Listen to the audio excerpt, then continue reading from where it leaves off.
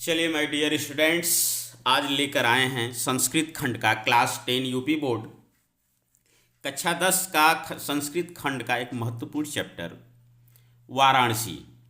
जैसा चित्र में आप देख सकते हैं दिखाई दे रहा है वाराणसी। ये बहुत ही इंपॉर्टेंट चैप्टर है, बोर्ड के एग्जाम में इसमें से निश्चित रूप से क्वेश्चन आने वाले हैं। 100 में 100% गारंटी है कि इसमें से क्वेश्चन आने वाले हैं और ये क्वेश्चन आपको ध्यान से देखने हैं। इसी में से क्वेश्चन आएगा, आप ध्यान से इसकी व्याख्या समझिए। चलिए तो बिना देर किए हुए हम शुरू करते हैं। प्रथम पाठ है यानी पहला अध्याय है। यह चैप्टर का नाम है वाराणसी। यही वाराणसी जो काशी वाराणसी जिसे बनारस के नाम से हम जानते हैं। प्रेजेंट टाइम में देखेंगे तो हमारे देश के यशस्वी प्रधानमंत्री नरेंद्र मोदी भी वहीं के सांसद हैं। शुरू करते हैं हम बिना देर किए हुए। वाराणसी सुविख्याता प्राचीना नगरी। वाराणसी सुविख्याता। सुविख्याता का मतलब होता है बहुत ही प्रसिद्ध। वाराणसी बहुत ही प्रसिद्ध प्राचीना नगरी, एक प्राचीन नगरी है। वाराणसी बहुत ही प्रसिद्ध एक प्राचीन नगरी है, यानी यह एक प्राचीन नगरी है, पुरानी नगरी है। इयम विमल सलिल तरंगायाः गंगायाः कूले स्थिता। इयम का मतलब होता है यह। विमल सलिल तरंगाया, विमल सलिल तरंगाया मतलब होता है स्वच्छ जल की लहरों से युक्त। विमल सलिल तरंगाया, तरंगाया का मतलब होता है लहरों से, विमल सलिल का मतलब होता है स्वच्छ जल।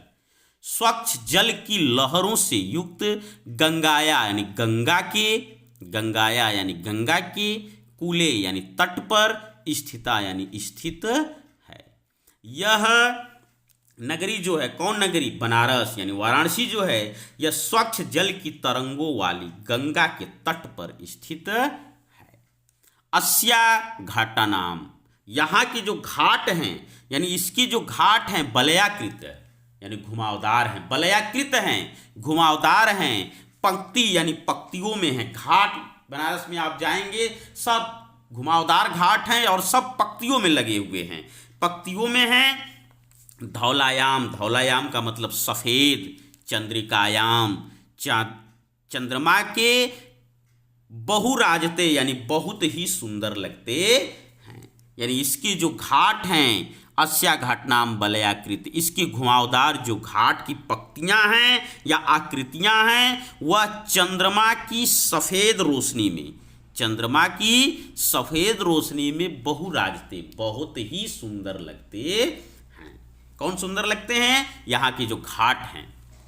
आगे है अगणिताः पर्यटकाः सुदूरेभ्यः देशेभ्यः नित्यम अत्र आयन्ति।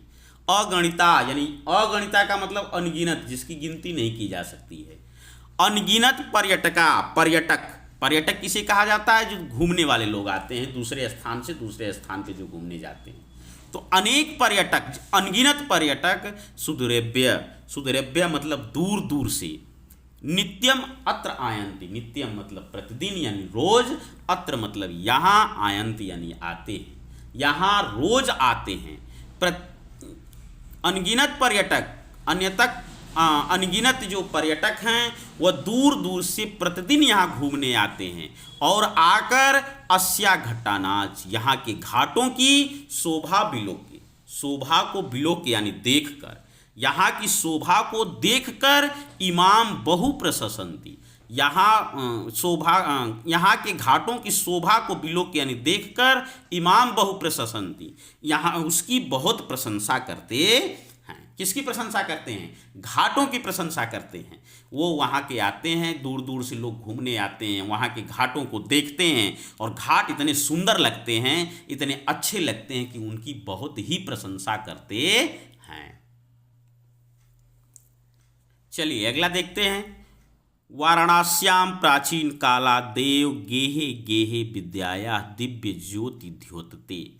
वाराणस्याम, वाराणस्याम का मतलब वाराणसी में, प्राचीन काला देव, प्राचीन काल से ही, गेहे गेहे यानी घर घर में, वाराणसी में प्राचीन काल से ही घर घर में विद्याया दिव्य ज्योति द्योतते, विद्या की दिव्य ज्योति यानी अलौकिक ज्योति प्रकाशित हो रही है। प्राचीन काल से ही वाराणसी के घर घर में विद्या की दिव्य ज्योति प्रकाशित हो रही है। आधुना अपि अत्र संस्कृत वाग्यधारा सतत प्रवहति। आधुना अपि मतलब होता है आज भी यहाँ संस्कृत वाग्यधारा, संस्कृत वाणी की जो धारा है, लगातार, सतत मतलब लगातार, प्रवहति यानी बह रही है। आज भी यहाँ पे संस्कृत वाणी की धारा लगातार प्रवाहित हो रही है। जनानाम ज्ञानाच वर्धते, और जनानाम लोगों के ज्ञानाच यानी ज्ञान को क्या कर रही है, वर्धयति बढ़ा रही है। और यह संस्कृत भाषा आज भी लोगों के ज्ञान को बढ़ा रही है। अत्र अनेके आचार्य, यहाँ पे अनेक आचार्य, मूर्धन्या विद्वांस और उच्च कोटि के विद्वान, यहाँ पे अनेक आचार्य और उच्च कोटि के विद्वान। उच्च कोटि के जो विद्वान है, वैदिक वाङ्मस्य, वैदिक साहित्य के अध्ययन, वैदिक वाङ्मस्य अध्ययन ने, वैदिक साहित्य के अध्ययन के लिए और अध्यापन के लिए च इदान निरता, यहाँ पे लगे हुए हैं, निरंतर लगे हुए। निरता का मतलब लगातार यानी निरंतर लगे हुए हैं। आगे है न केवलम भारतीय, केवल भारतीय ही नहीं, न केवलम भारतीय, केवल भारतीय ही नहीं अपितु बल्कि वैदेशिका यानी विदेशी भी, केवल भारतीय ही नहीं बल्कि विदेशी भी गिरवाण वाड्यम, गिरवाड़ वाड्यम मतलब होता है देववाणी, यानी संस्कृत को एक देववाणी कहा जाता है। देववाणी संस्कृत के अध्ययन के लिए अत्र आगच्छन्ति, यहाँ पे आते हैं। केवल कह रहा है भारतीय ही नहीं बल्कि विदेशी भी संस्कृत, देववाणी जो संस्कृत है उसके लिए यहाँ पे अध्ययन करने के लिए आते हैं। और निःशुल्कम च विद्या गृह्णन्ति, और निःशुल्क बिना किसी शुल्क का विद्या को प्राप्त करते हैं, विद्या ग्रहण करते हैं। अत्र यहाँ पर हिंदू विश्वविद्यालय, बच्चों का नाम आप सुने होंगे, यहाँ पे हिंदू विश्वविद्यालय, संस्कृत विश्वविद्यालय, काशी विद्यापीठम और काशी विद्यापीठ, इत्येत त्रय विश्वविद्यालय, यहाँ पे ये 3 विश्वविद्यालय संति मतलब हैं। यहाँ पे यानी वाराणसी में 3 विश्वविद्यालय हैं, एक हिंदू विश्वविद्यालय, संस्कृत विश्वविद्यालय और काशी विद्यापीठ। वाराणसी में 3 विश्वविद्यालय हैं। एसु नवीनाम प्राचीनाच, एसु मतलब नवीन यानी नए, नवीनाम मतलब नए, और प्राचीनाच और पुराने, ज्ञान विज्ञान विषयाण यानी ज्ञान विज्ञान के विषयों का अध्ययनम प्रचलति, अध्ययन चलता रहता है। इन विद्यालयों में नए और पुराने ज्ञान विज्ञान के विषयों का अध्ययन लगातार चलता रहता है। चलिए आगे देखते हैं। एषा नगरी भारतीय संस्कृते संस्कृत भाषायाच केंद्र स्थलम अस्ति। एषा नगरी यानी यह नगरी, भारतीय संस्कृते यानी भारतीय संस्कृति, भारतीय संस्कृति क्या है, संस्कृति में रहन सहन, खान पान, वेशभूषा, पहनावा, बोलचाल सब कुछ आ जाता है। यानी यह नगरी जो है, कौन नगरी, वाराणसी नगरी, यह नगरी भारतीय संस्कृति, भारतीय संस्कृति, संस्कृत भाषाया च मतलब होता है और संस्कृत भाषा का केंद्र स्थलम अस्ति, केंद्र स्थल भी है। यानी यह नगरी जो है यह भारतीय संस्कृति और संस्कृत भाषा की केंद्र स्थली भी है।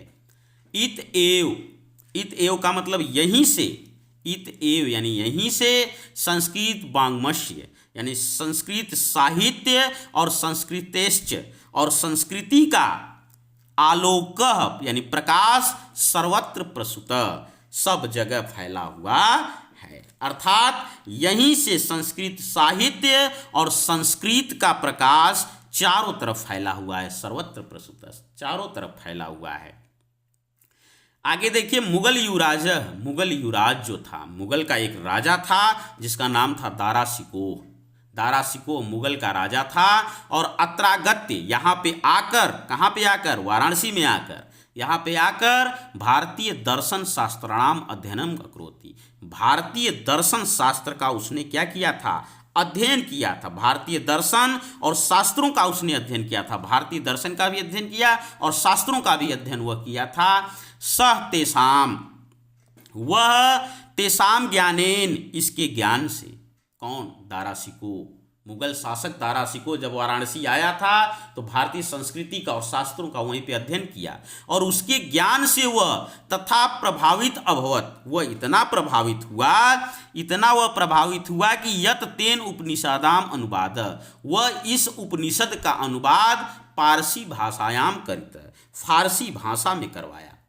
वह इतना प्रभावित हुआ भारतीय दर्शन से और यहाँ के शास्त्रों से कि वह इस उपनिषद का अनुवाद अपने फारसी भाषा में करवा दिया, ताकि जो हमारे वंश के लोग पढ़ने वाले हैं, फारसी भाषा जो जानते हैं, वह भी इस दर्शन शास्त्र, भारतीय दर्शन को और शास्त्रों का वो अध्ययन कर सके। इसलिए वह फारसी भाषा में उसका अनुवाद करवा दिया। चलिए आगे देखते हैं। इयम नगरी, यम नगरी का मतलब होता है यह नगरी। यह नगरी विविध धर्माणाम संगम स्थली, विभिन्न धर्मों की संगम स्थली है।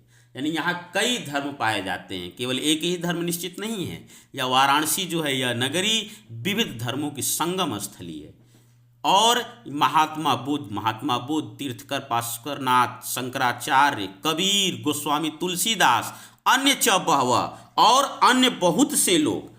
और यहाँ पे महात्मा बुद्ध आए, तीर्थकर पार्श्वनाथ आए, शंकराचार्य आए, कबीर आए, गोस्वामी तुलसीदास आए, और बहुत से अन्य महात्माओं ने यहाँ पे आकर, बहुत से अनेक महात्माओं ने अत्रागत यहाँ आकर स्वीयान विचारान प्रसारयन, अपने विचारों का प्रसारण किया, अपने विचारों को फैलाया।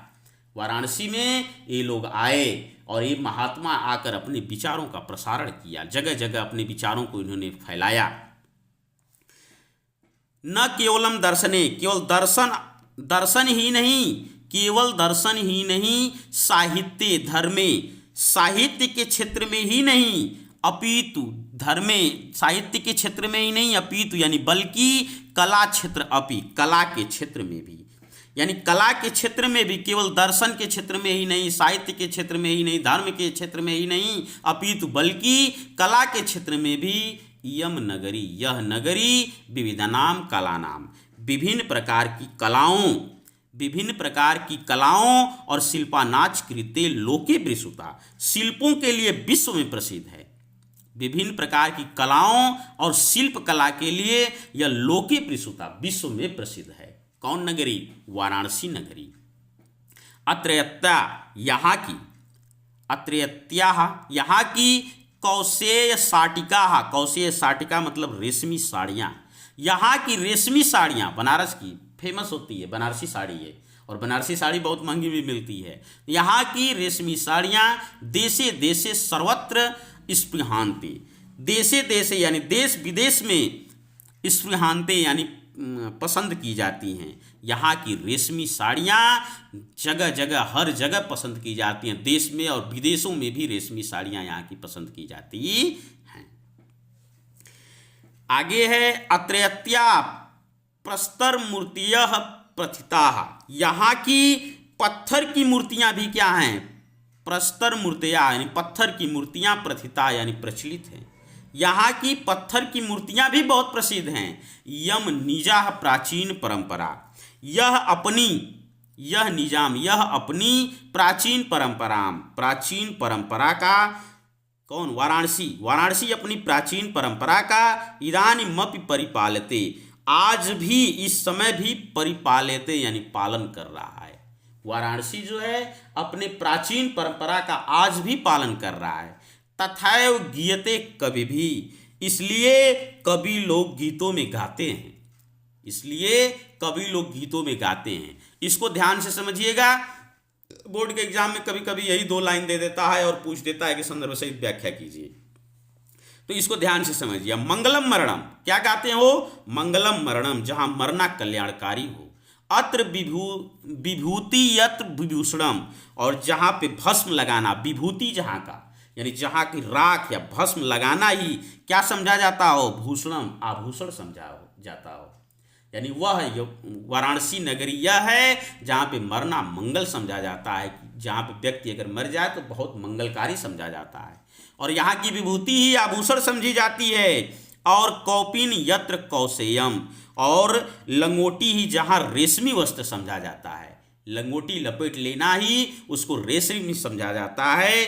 वह काशी केनोपमायते, वह काशी किसके द्वारा मापी जा सकती है? यह काशी इतनी गुणवान है कि यह काशी केनोपमायते, किसके द्वारा मापी जा सकती है?